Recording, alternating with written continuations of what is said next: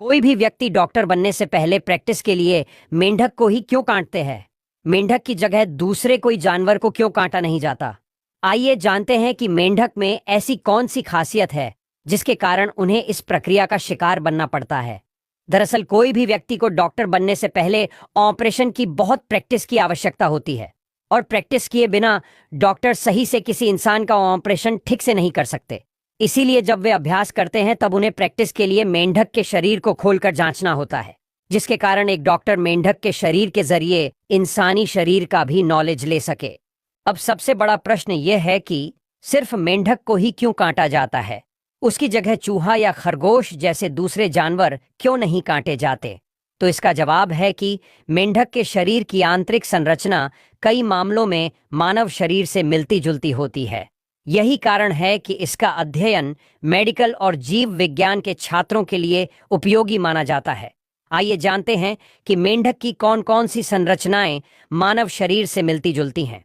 Number 1, हृदय की समानता। मेंढक का हृदय 3 कक्षों का होता है, जबकि मनुष्यों का 4 कक्षों का।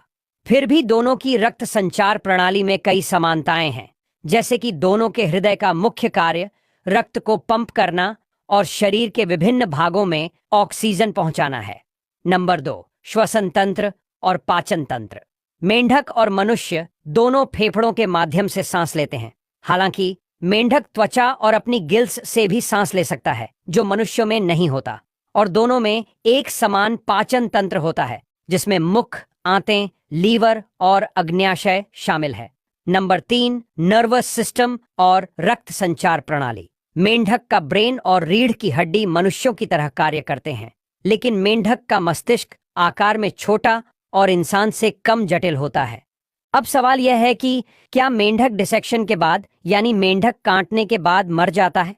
आमतौर पर जो मेंढक मेडिकल और साइंस लैब्स में डिसेक्शन के लिए इस्तेमाल किए जाते हैं, वे पहले से ही मरे हुए होते हैं। इन्हें रासायनिक संरक्षक से संरक्षित किया जाता है ताकि शरीर लंबे समय तक खराब न हो। लेकिन कई सालों पहले पुराने लैब प्रयोगों में मेंढकों को एनेस्थीसिया देकर बेहोश कर दिया जाता था और फिर उन पर अध्ययन किया जाता था। ज्यादातर ऐसे प्रयोगों में मेंढक जिंदा नहीं बचता था, और कोई मेंढक अगर जिंदा बचता था तो भी थोड़े दिनों के बाद आंतरिक चोट के कारण मर जाता था। लेकिन अब मेंढक को काटना या उस पर प्रयोग करना गैर कानूनी और अनैतिक माना जाता है, और ज्यादातर देशों में जिंदा मेंढकों के डिसेक्शन पर प्रतिबंध है।